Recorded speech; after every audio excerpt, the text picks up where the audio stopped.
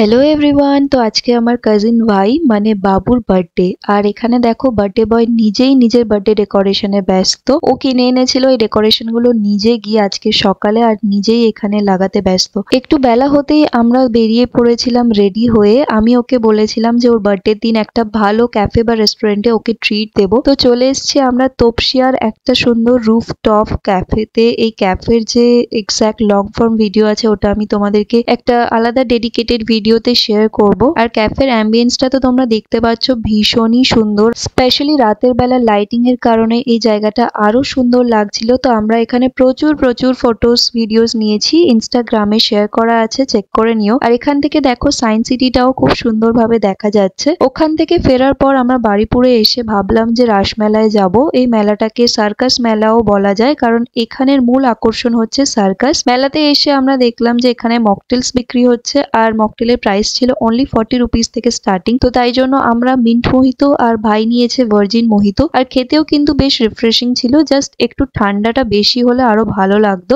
এই মেলার major portion ধরে রয়েছে মাঠ বাদাম, জিলিপি, গজা এইসবের দোকান। এছাড়াও ধারালো অস্ত্র যেমন দা, কাস্তে এই সবগুলো পাবে। আর ক্রকারি আইটেমসও প্রচুর ছিল দোকান। আর আমি এখানে এসে দাঁড়িয়ে পড়েছি একটা ইয়াররিংস এর স্টলে। এখান থেকে বেশ কয়েকটা ইয়াররিংস নিয়েছি, তোমাদেরকে অন্য একটা ভিডিওতে শেয়ার করব। এরপরে একটু ফুচকা খাওয়ার পর আমরা মেলাতে বেশিক্ষণ আর থাকিনি, টুকিটাকি জিনিসপত্র কিনে ফের বাড়ি চলে এসেছি, কারণ আজকে সানডের জন্য প্রচুর ভিড় ছিল।